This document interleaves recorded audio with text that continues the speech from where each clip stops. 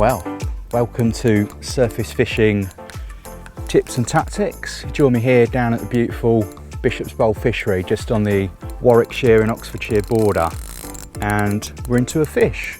I've took a long time getting these fish going this morning on the Greenhalls Lake. There's quite a few in this bay here, and they've been loving the floaters.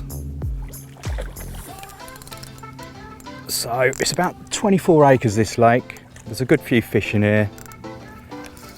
The wind's been pushing in here this morning. I've got them going on the 6mm beta stim floaters. So they've been lapping them up for about a good hour, hour and a half probably. No rush in getting the rod out. I've literally just put it out. It's probably been out about 2 or 3 minutes and it's off. So I'll do my best not to lose this first one. And hopefully once we get a few more floaters in, after landing him, we'll keep them going. He's in the net.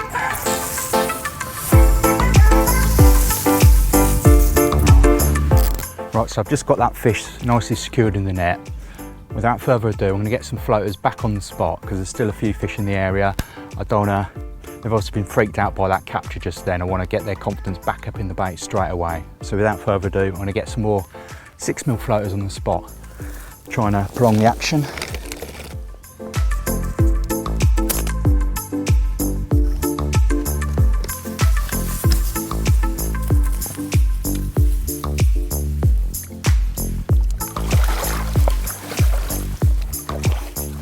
Well, here he is. Not the biggest of fish, but nice to get one under the belt straight away. Probably had the rod in probably a minute and a half max. And he was probably the smallest and greediest one in the swim that came at first. It's just how it goes sometimes, but I've got some floaters on the spot now and they're actually taken straight away. So without wasting any time, I'm going to capitalise on this little feeding spell and get this little fella straight back.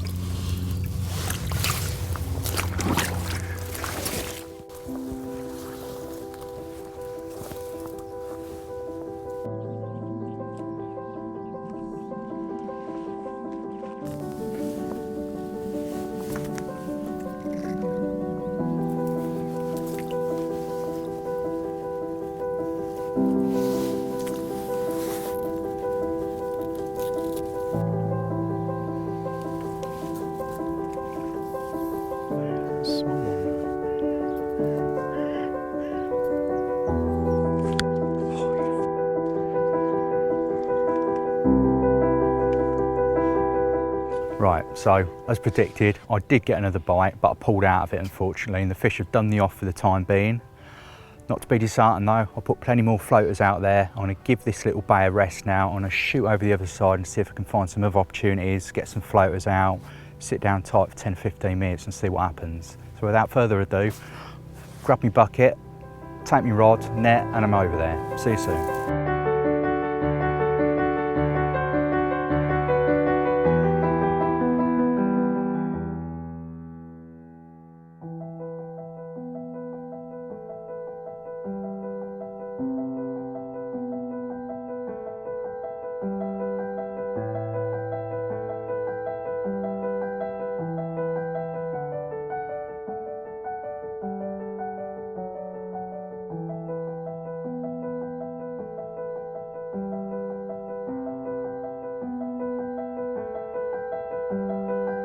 Right guys, so a quick update for you. The fish have drifted out from that little bay where we got them going first of all. They've come more into the open water. So we've up sticks, we've come around to the other side. Lovely swim here, nice and open. We're basically gonna get some bombs, probably half a dozen spoms of the 6 and the 11mm floaters, the beta stim floaters out there, try and create a bit of a feeding response. I'm just gonna run you through how I prepare my floaters because I've had a few tweaks to them before I get them going out in the pond. Right guys, I'm just going to run you through how I prepare my floaters before I get them out in the pond. I like to mix up the sizes, so we're just going to get some of the 11mm pellets there. These are the beta stim, so I've already got the beta stim liquid ingrained in them. A few of them, a few of the 6mm, mix it up a bit, add a bit more confusion. And then I like to add a bit of the krill meal. This just adheres to all the pellets. And last but no means least, a bit of the lovely salmon oil.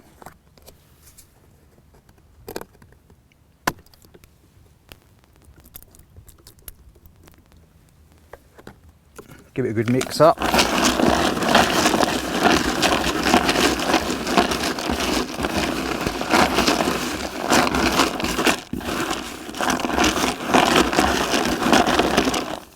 And there we go. Right, I'm just going to spot a bit of this out. Just talk you through why I put in what I did to pimp up my spod mix for floaters. Basically what it is, the oil works as a great binder for the krill meal, and also if you've got a rip on the water, there's not so much today, but for example if we did, then you can flatten the spot off really easily just by adding water to your mix.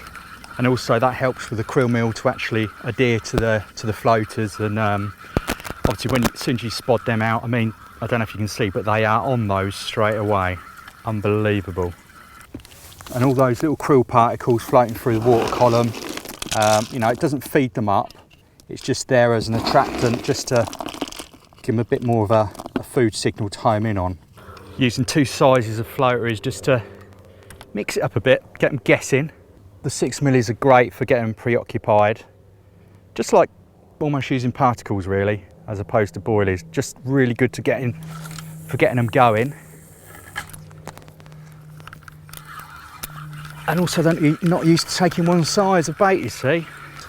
Mouthful after mouthful, they've got to slightly change the way they're taking off the surface, which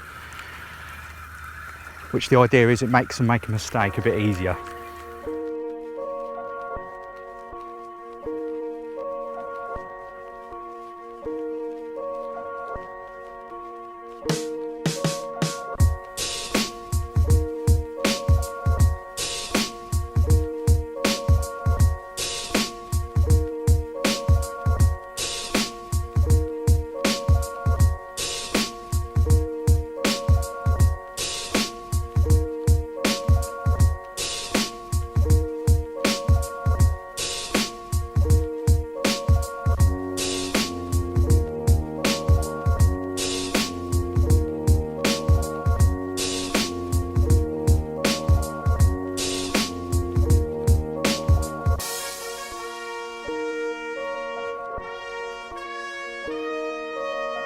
Well,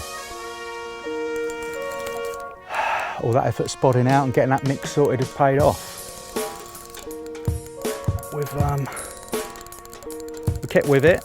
It's getting a little bit frustrating because they were kind of mouthing at it and sort of, it was difficult to get the bait in place, but once we did, bite came. And it's a very powerful fish, as you can see.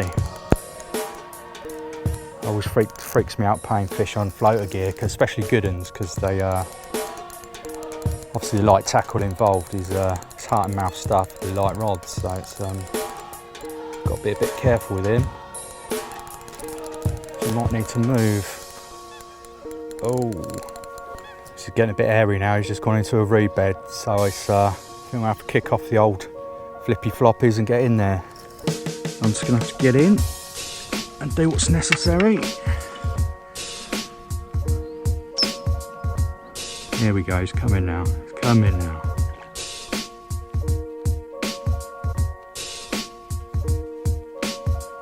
He's coming. Oh, it is a ghostie. Oh, it is that ghostie, I think.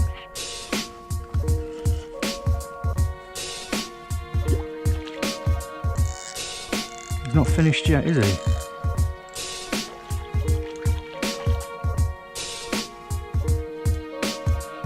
Important to take your time on this light tackle because they are powerful fish. It doesn't help when it's weedy as well, but hopefully we've got a decent hook hold. Right. And come on, you. Let's have ya.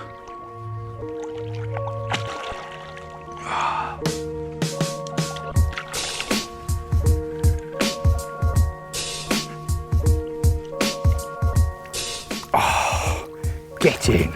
Get it. She's a lovely one, long. Lovely long golden koi looking thing. Whew. Heart in the mouth stuff.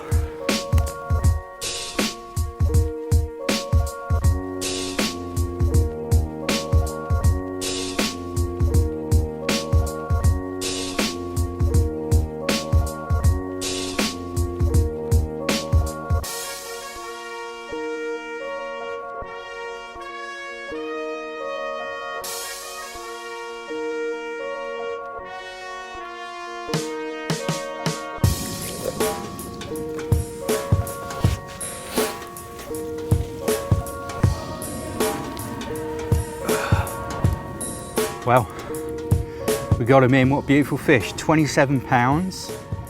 We got him feeding really confidently on that floater mix with the krill meal and the salmon oil mixed in as well. Really started troughing it down. Really good fish for this lake as well. The hook hold on it was absolutely epic. It was so far down, which just is testament to how preoccupied they get on this sort of pimped up mix. Still got fish feeding out there as well, so we're just gonna enjoy the moment with this one. Slip him or her back. It's looks like it's spawned out quite recently. 27 pound, probably a 30 at any other time of the year. What a beautiful fish, proper made up with this. Good day's angling this is turning out to be. Come on. Okay, so I'm just gonna quickly run through the setup I'm using today. Starting off with a reel, nice lightweight reel, hasn't got hold loads of line because generally you're not fishing mega distances.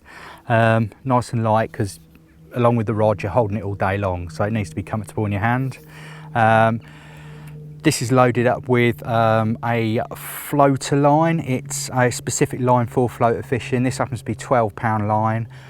You can go lighter, 10 pound, even into 8 pound in some instances if you haven't got too many snags and weed and that sort of thing. But in here there are a few rocks and there is a fair bit of weed, so I've stepped up to the 12 pound. That's loaded onto the reel and we're running through to the rod, which is quite a light rod because you don't need it to be too heavy. As you say, you're not whacking out a heavy lead or anything, it's just a light controller. So 2¼ pound rod, 12 foot this is, again nice and light, so you're holding it all day long, so it needs to be nice and comfortable for you. Moving on, we have a inline controller float. This is kind of one of the bulk sort of style ones you can get these days. White, so it kind of doesn't silhouette too badly against the white sky looking from below if you're a fish. This works as like a bolt really, so I mean, if I like to strike at my fish, but should you be a bit slow, there is a bit of a bolt effect there with the weight in the water, which certainly helped with that last fish. Running through, this has got anti-tangle sleeve here, running down the hook link, again, which is about 10 pound this one. You can go down to 8 in some circumstances, but as I say, there's some snags and some weeds, so I've got sort of the 10 pound today. And then running through to a small hook. This is an 8 sort of floater style hook, so it hasn't got an in-turned eye, it's got an out-turned eye. And with that I put a little bit of silicone just to straighten it up as the mono comes off the hook, as the hook link comes off the eye, it's straight, so you haven't got that kink you sometimes get when you tie mono to the eye of a hook. Hook bait I'm using is a 12mm Nutter pop-up, a cork dust pop-up, just the right size in the 12mm to match my freebies. Really buoyant. I'll simply just side hook it on, stays in position wonderfully. A lot of people hair rig them, you can hair rig them as well, but for this instance I'm just side hooking them and they're just sitting beautifully on that size 8 hook. So there you go, nice easy setup, not too much to carry around with you. Yeah, nice and easy. Okay, so I've got the fish feeding with confidence out there now, so without further ado, I'm going to get this back out there and hopefully we can nab another one.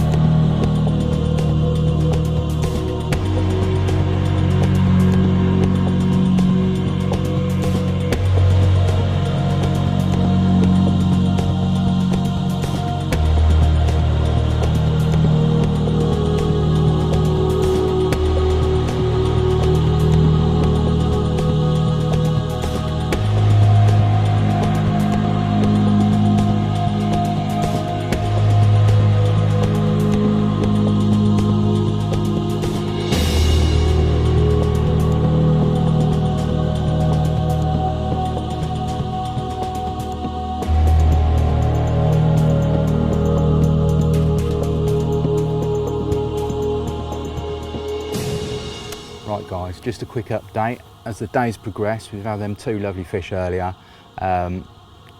It's gone a little bit tricky now. They've gone a little bit finicky, bit on edge, so we've had to ring the changes a little bit. We're changing around with hook links. You know, we brought it down from 12 to 9 pounds because they're shying away from the hook bait. We brought the hook down to a size 10 from a size 8, and we've lengthened the hook length now just to try and ring the changes, just to see if it's probably one of those things that's going to bring the extra bites now, because it's been tricky the last hour or two. So we've applied more bait. We're just going to stick at it. They're already showing a bit more interest. They're not shying away from the float or the line now like they were a little bit earlier. So fingers crossed we can nail another one for you.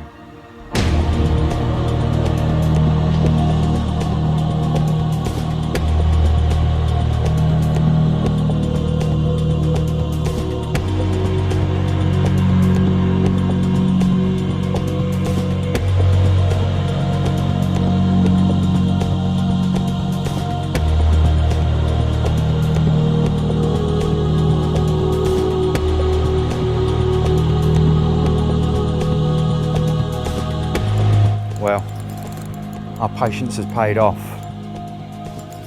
Tinkering around with the length of the hook link and the size of the hook seems to have really sorted the feeding situation out as well, because they're proper having the smaller pellets. Weren't necessarily that keen about taking the bigger pellets until we lengthened the hook link, strangely. So I'm going to take this easy because it's decent fish for this lake. Just looking at it, try and get down them reeds.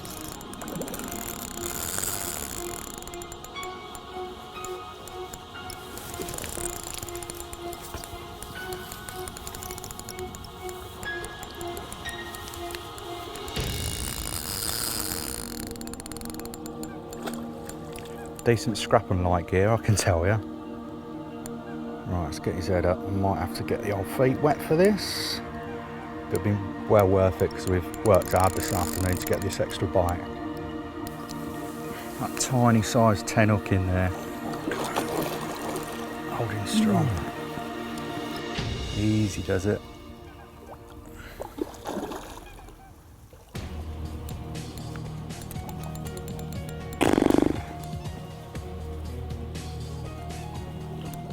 Taking on a tiny little 12mm nutter cook just pop up. He's going again. Still got plenty of fight in the old boy. Right, you're going to go in now. You're going to go in now.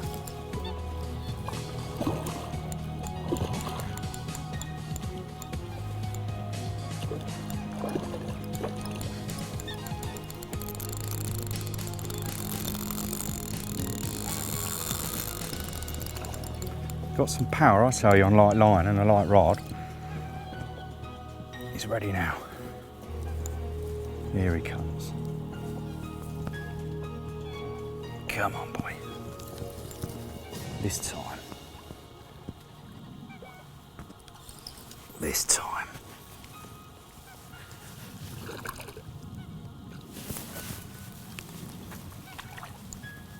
Yes! Get in!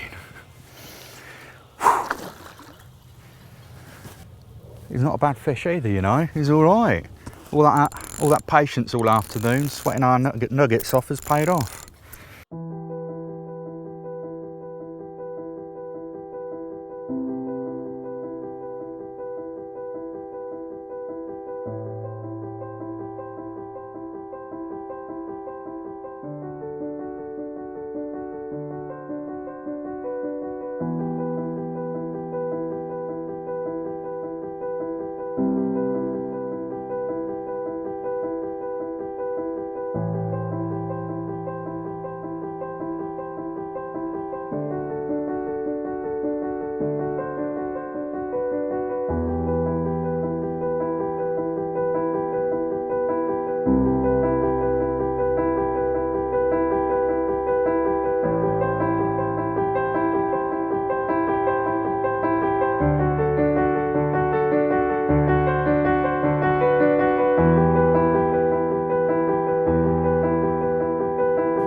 Well, look at him. What a beautiful way to end the day here. It got a little bit tricky towards the end. We really had to ring the changes to get the fish feeding with gusto. I think the key to that today was definitely the 6mm beater stim floaters, because when we just fed the 11s, they were picking at them, but to get a really strong competitive feeding situation, we had to incorporate the 6mm floaters. So I think that was the deal breaker for today. Learned a lot today. It's been a really successful day, I think. Just a great way of fishing, you know. It's active, you're on the move all the time, not behind static rods. And I hope you can take some tips and tactics away with you I've shown you today. So without further ado, we're going to get this lovely 21-pound 4 mirror back. He's capped off a wonderful day on the bank, and hopefully see you all soon.